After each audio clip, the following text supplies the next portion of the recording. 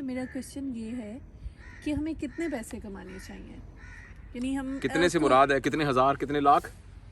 جی ہمیں کتنے کوئی ہمیں کوئی لائنز ہوں جن پہ ہم بہت ایزیلی دیکھ سکیں کہ اتنے پیسے ہمارے لیے انف ہیں اور ہم نے اتنے کمانے ہیں. دیکھو سب سے پہلے تو یہ سمجھنا ضروری ہے کہ پیسہ ہوتا کیا ہے. آپ کے ذہن میں ہے کانسیپٹ کہ یہ پیسہ کیا ہے؟ ایک کاغذ کا ٹکڑا ہے تو یہ 1000 روپے کا کیوں ہے؟ ایک نوٹ ہے اتنا سا وہ 5000 کا کیوں ہے؟ تو اصل میں تو شروع میں نظام یہ تھا کہ جب پیسے نہیں تھے تو آپ اپنی تمام ضروریات زمین سے پورا کرتے تھے، اور کچھ ضروریات جو آپ زمین سے پورا نہیں کر سکتے تھے وہ آپ کو کسی اور سے لینی پڑتی تھی. تو جو ضروریات آپ نے خود پوری کی تھی ان کے بدلے میں آپ وہ لے لیتے تھے. یعنی میں گندم اگاتا ہوں تو میں آپ کو گندم دے دیتا ہوں، تو گندم کی ایک ویلیو ہے نا، اس ویلیو میں آپ میرے بال کاٹ دیں. اور یہ گاؤں میں ابھی بھی کچھ گاؤں میں اس کو پنجابی زبان میں سیپی کہتے تھے، آپ نے سنا ہوگا. یہ جی بہت سارے لوگ اور وہ جو کام کرنے والے ورکرز تھے ان کو کمی کہتے تھے، جو کہ ایک نیگیٹو ٹرم کے طور پہ استعمال. حالانکہ جو کمی ہے یعنی کام کرنے والا وہ تو بہت ہی اونچے مقام کے اوپر ہے. ہمارے ہاں ہمارے خاص طور پہ پنجاب کے دیہاتوں میں ایک ہوتا تھا جی یہ ذمہ دار ہے اور ایک کمی ہے، اور کمی سمجھا جاتا تھا کہ یہ وہ لوگ ہیں مثلاً موچی، مثلاً لوہار، مثلاً نائی، کہ یہ کمی ہے کام کرنے والے. لیکن یہ اتنی بری یعنی ٹرمنالوجی ہے. کمی سے مراد کام کرنے والا، اور وہ زیادہ محترم ہے بنسبت اس کے جو کام نہیں کرنے والا ہے نا. تو اس وقت بھی یہی سسٹم تھا کہ جس میں وہ جو ایک آدمی ہے جو بال کاٹتا ہے وہ گاؤں میں سب لوگوں کے بال کاٹتا تھا، اور وہ جو گندم اگاتے تھے یا جو بھی اناج ہوتا تھا وہ اس کو دے دیتے تھے. تو ایکچولی بیچ میں کسی قسم کی اور ایسی چیز کی ضرورت نہیں تھی جو نوٹ کی شکل میں ہو، جو کوائن کی شکل کے اندر ہو. اس لیے کہ ویلیو ایکچولی اسی چیز کی تھی جو زمین سے اگتی ہے، یا ویلیو تھی سروسز کی کہ آپ سروس پرووائڈ کرتے ہیں، وہ ویلیو کریٹ کرتی ہے. لیکن اب یہ لمبی کہانی ہے کہ کیسے درمیان میں آیا. یہ برطانیہ سے شروع ہوا کہ اور اس نوٹ کے شروع ہونے سے پہلے قیمتی دھاتیں، سونا، چاندی اور جو قیمتی پتھر ہیں ان کو بھی اسائن کیا گیا ایک کموڈیٹی کے طور پر. مگر اس سونے کے اس ٹکڑے کی اتنی ہی ویلیو تھی جتنی کہ سونے کے ٹکڑے کی ویلیو ہوتی ہے. یعنی اس کے بدلے میں آپ کو اتنا ہی کچھ مل جائے گا جتنے میں آپ نے وہ خریدا ہے. لیکن بیچ میں ایسا یہ ہوا کہ یہ جو نوٹ تھا اس کا پہلے نام تھا پرمسری نوٹ، اور یہ کچھ برطانیہ کے اندر کچھ لوگ تھے، مجھے اس کی بہت تفصیل نہیں پتا اس لیے ہو سکتا ہے یہ ٹیکنیکلی غلط ہو، لیکن میں آپ کو آؤٹ لائن اس کو بتاتا ہوں. کچھ لوگ جن کا سونے کا کاروبار تھا انہوں نے یہ کہا کہ آپ اپنا سونا ہمارے پاس رکھوا دیں، تو آپ سونے کے بدلے میں اگر کوئی چیز لیتے ہیں تو اس کے بدلے میں ہم گارنٹی دیتے ہیں کہ آپ کا اتنا سونا ہمارے پاس پڑا ہوا ہے، اور ہم اس کے بدلے میں کاغذ میں آپ کو لکھ دیں گے کہ فرض کریں کہ 10 لاکھ روپے کا سونا ان کا ہمارے پاس پڑا ہے، تو اس کاغذ کے ٹکڑے کی ویلیو 10 لاکھ روپے ہو جائے گی. اور اس کا نام تھا پرمسری نوٹ. اس سے یہ بنا نوٹ.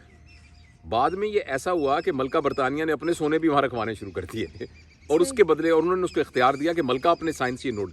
تو اگر آپ ابھی بھی جو پاکستان کا نوٹ ہے، کوئی بھی نوٹ ابھی آپ کی جیب میں کوئی ہوگا 1000 کا نوٹ، تو آپ کھول کے دیکھیے تو اس پہ لکھا ہوگا کہ اسٹیٹ بینک آف پاکستان مطالبے پر 1000 روپیہ ادا کرے گا. یعنی کاغذ کے اس ٹکڑے کی قیمت 1000 روپیہ نہیں ہے، البتہ یہ اسٹیٹ بینک کی طرف سے ایک گارنٹی ہے کہ جس کے پاس یہ کاغذ ہوگا تو اگر اسٹیٹ بینک کے پاس جائیں گے تو اسٹیٹ بینک 1000 روپے کو دے گا. لہٰذا یہ جو نوٹ ہیں، جو پیسے آپ نے کہا پیسے کتنے کمائے، مجھے ضمنی طور پہ یاد آیا کہ یہ اصل میں ایک طرح کا کاغذ ہے جو کہ کسی بھی چیز کی ویلیو اسائن کرنے کے لیے ایک تحریری نوٹ ہے. اب یہ بینچ ہے، یہ 8000 کا فرض کریں، تو یہ 8000 کی ویلیو اسائن کرنے کے لیے کاغذ کے اوپر 8 نوٹ ہیں جن کے بدلے میں یہ لیا گیا ہے. اور وہ 8 نوٹ میرے پاس کیسے آئے؟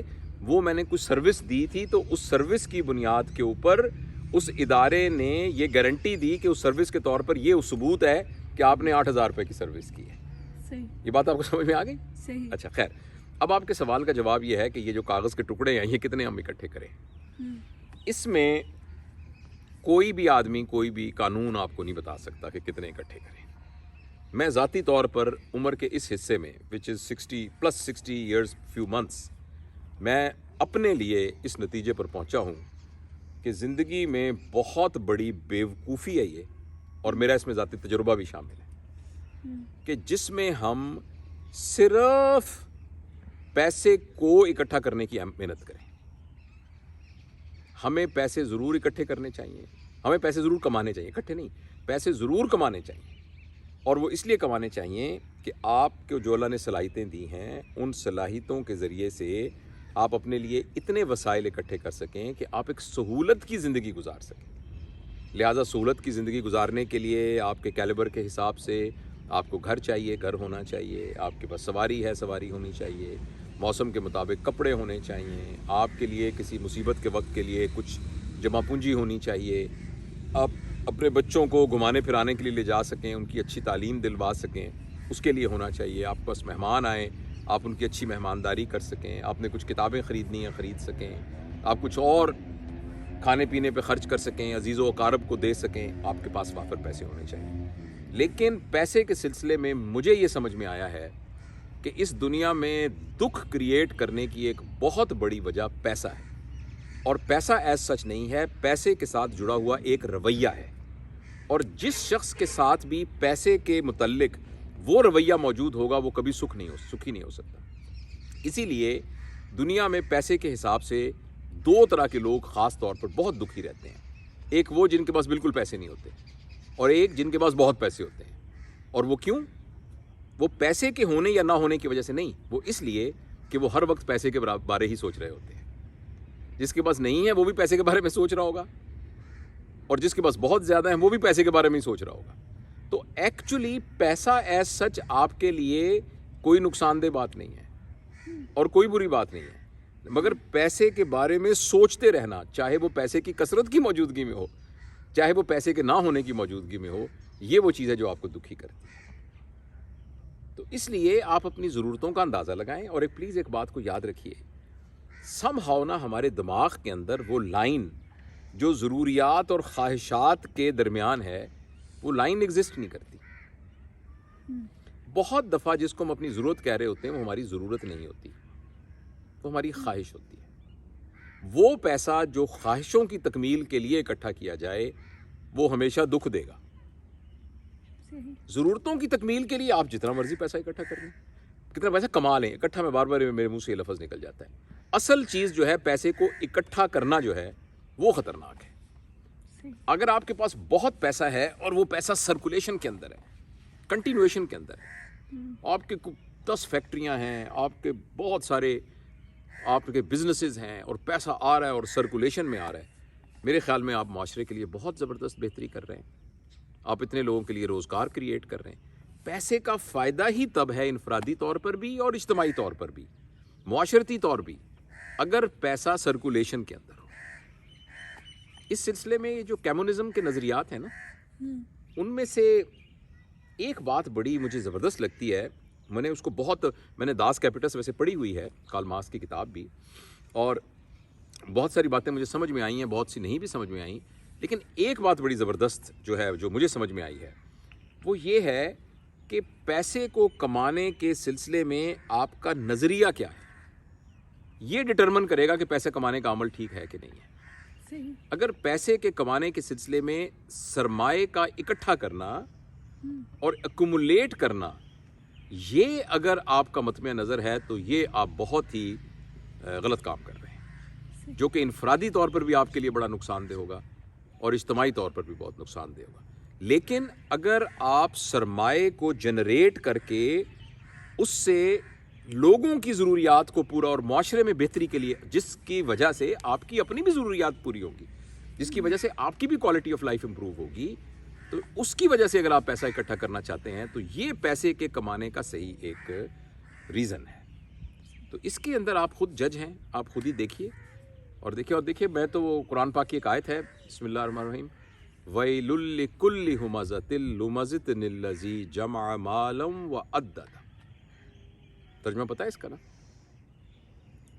مفہوم اس کا یہ ہے، ان لوگوں کے لیے بہت ہی، یعنی ایگزیکٹ ترجمہ یعنی برائی ہے اور بدقسمتی ہے، وَيْلٌ لِّكُلِّ ہُمَزَةٍ لُمَزَةٍ، کہ جنہوں نے مال کو، یعنی ان لوگوں کی برائی بیان کی گئی ہے ان کے اوپر ایک طرح کی ملامت کی گئی ہے جنہوں نے مال کو اکٹھا کیا اور پھر گن گن کے رکھا.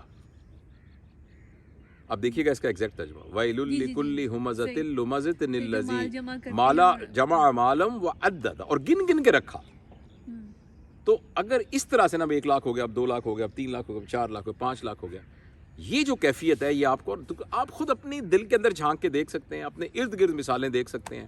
اور اگر آپ کو یقین نہ آئے تو قرآن بھرا پڑا ہے ان مثالوں سے. قارون کی مثال ہے, فرعون کی مثال ہے, اور اپنی زندگی میں مثالیں ہیں کہ جن کی مثالیں. راک فیلر تھا نا, کتنا بڑا آدمی تھا راک فیلر. تو راک فیلر جو ہے وہ کسی بڑے بزرگ کے پاس گیا, تو وہ ہندوستان سے کوئی گئے تھے وہ, تو مجھے نام ان کا بھول گیا. تو بہرحال ایک جو کانشسنیس کو سمجھنے والے ایک درویش تھے, تو وہ ان کے پاس جب گیا تو دیکھتے ہی انہوں نے کہا کہ دیر از اے ڈسٹربڈ بینگ ان یو. اس کا یہ خیال تھا کہ میں دنیا کا امیر ترین آدمی ہوں. تو اس نے کہا تمہاری تو بڑی ڈسٹربڈ بینگ ہے.